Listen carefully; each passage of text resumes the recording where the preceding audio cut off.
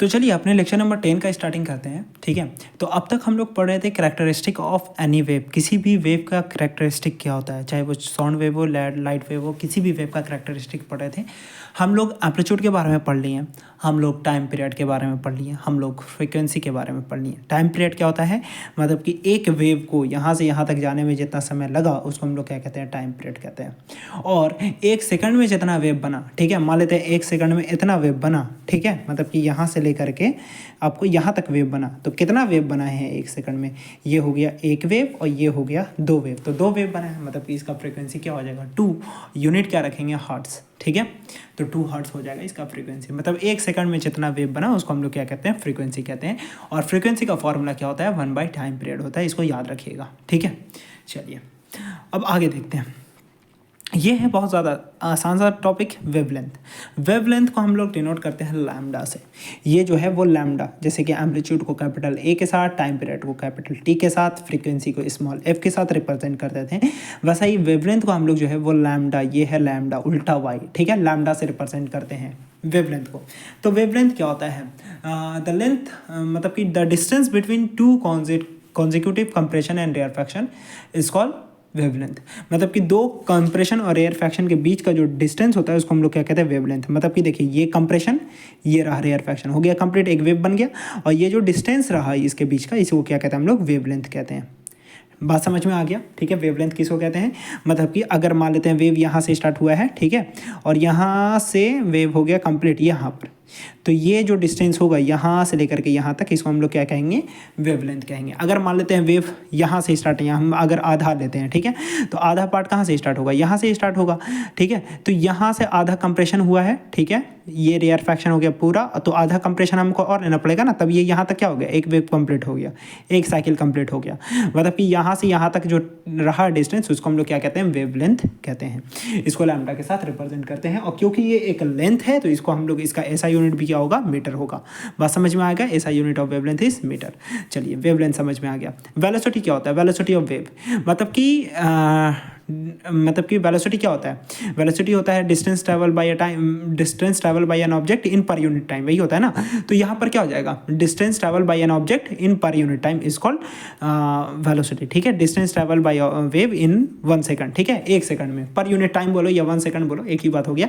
तो distance travel by wave, object नहीं, यहाँ पर क्या है, वेव है, तो distance travel by wave in 1 second is called velocity हो गया, ठीक है। अच्छा ठीक है, ये वेलोसिटी या तो स्पीड भी बोल सकते हैं, इसको वी के साथ रिप्रेजेंट करते हैं, ऐसा यूनिट इसका क्या होता है, मीटर पर सेकंड होता है, ठीक है।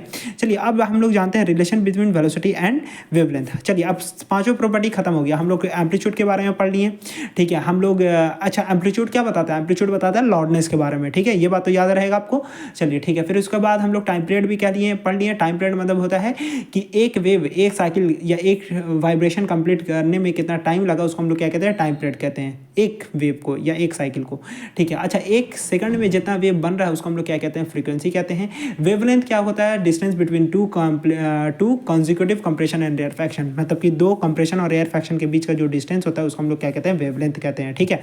वेलोसिटी बाद में समझ में हो गया, वेलोसिटी ऑफ वेव क्या होता है या स्पीड ऑफ वेव, दोनों लिखा जा सकता है यहाँ पर, इसको वी के साथ रिप्रेजेंट करते हैं, ठीक है। तो ये क्या होता है, distance travel by a wave in 1 second is called velocity of wave, ठीक है। इसका ऐसा यूनिट क्या हो गया, क्योंकि ये वेलोसिटी है तो मीटर पर सेकंड। चलिए अब रिलेशन समझ लेते हैं। एक फॉर्मूला आपको बताएं फ्रीक्वेंसी का, फ्रीक्वेंसी इज इक्वल टू क्या होता है, 1/टाइम पीरियड होता है, ठीक है। चलिए अब relation between velocity of wave, wavelength and time period, मतलब कि वेलोसिटी, वेवलेंथ और टाइम पीरियड के बीच में क्या रिलेशन है वो समझते हैं। चलिए आप जानते हो स्पीड इज इक्वल टू क्या होता है, स्पीड का सबसे पहले फॉर्मूला बताओ। स्पीड इज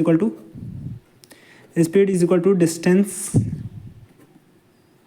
बाय टाइम, ठीक है। अच्छा अब यहाँ पर वही लिख दो, स्पीड, ये किसका स्पीड होगा, मतलब कि वेव का स्पीड, मतलब यहाँ पर क्या है, वेलोसिटी है, क्या है, वेलोसिटी ऑफ वेव या स्पीड ऑफ वेव लिख दो, ठीक है। स्पीड भी लिख सकते हो, वेलोसिटी भी लिख सकते हो, ठीक है, स्पीड ऑफ वेव या वेलोसिटी ऑफ वेव। डिस्टेंस की जगह पर क्या लिखोगे, डिस्टेंस की जगह पर इसको रिप्लेस कर दो किसके साथ, वेवलेंथ के साथ, किसको, वेवलेंथ के साथ। और टाइम की जगह पर क्या आ जाएगा, टाइम पीरियड आ जाएगा। समझ में आया कैसे आया फॉर्मूला ये वाला, speed is equal to distance by time होता है, ठीक है। स्पीड की जगह पर हम लोग किसका स्पीड लिखेंगे, क्योंकि कोई ऑब्जेक्ट तो नहीं है यहाँ पर, वेव है, तो स्पीड ऑफ वेव लिखेंगे, या वेलोसिटी ऑफ वेव या speed of speed of wave लिख सकते हैं, ठीक है। तो speed of wave, speed is equal to क्या होता है मेरा वेव डिस्टेंस और टाइम, तो डिस्टेंस के यहाँ पर हम लोग क्या लिख देंगे, वेवलेंथ लिख देंगे, और टाइम के यहाँ पर हम लोग क्या लिख देंगे, टाइम पीरियड लिख देंगे। बात समझ में आ गया। तो ये हो गया, ठीक है। तो ये हो गया आपका टाइम पीरियड, टाइम की जगह पर टाइम पीरियड लिख देंगे, ठीक है। स्पीड को हम लोग किसके साथ रिप्रेजेंट करते हैं, वी के साथ, ठीक है, बता दिए। वेवलेंथ को लैम्डा के साथ, टाइम पीरियड को टी के साथ, ठीक है। अच्छा, यही फॉर्मूला आपका आगे जा करके बन जाएगा लैम्डा और 1/t। ये क्या, इसको कैसे हम लोग लिख सकते हैं, ऐसे भी लिख सकते हैं 1/t, ठीक है। तो यही फॉर्मूला आगे जा करके क्या बन जाएगा, v is equal to lambda और 1/t इज इक्वल टू क्या होता है, फ्रीक्वेंसी होता है। तो ये फॉर्मूला बन गया। बस यही चैप्टर है, इस चैप्टर में बस सिर्फ इतना ही फॉर्मूला है, यही दो फॉर्मूला। फ्रीक्वेंसी, पहला फॉर्मूला क्या है, frequency is equal to 1 by time period, और दूसरा speed is equal to distance by time. अगर आपको ये फॉर्मूला याद है, अगर आपको डायरेक्टली नहीं भी याद हो रहा है तो कोई प्रॉब्लम नहीं, आप जब एग्जाम्पल करोगे, ठीक है, जब आप क्वेश्चन बनाओगे तब आपको क्या करना है, डायरेक्टली आपको यही फॉर्मूला लिखना है, speed is equal to distance by time. Speed को किससे रिप्लेस करोगे, स्पीड को आपको रिप्लेस करना है आपको स्पीड ऑफ वेव के साथ, मतलब v लिख दोगे यहाँ पर। डिस्टेंस मतलब क्या, वेवलेंथ, ठीक है, तो यहाँ पर लैम्डा लिख दोगे, ठीक है। टाइम पीरियड मतलब कि t, ठीक है। तो इस तरीके से आप रिप्रेजेंट करके लिख दोगे, और डायरेक्टली यहाँ पर v आ जाएगा लैम्डा t, ठीक है, लैम्डा बाई t। ये फार्मूला भी हो गया।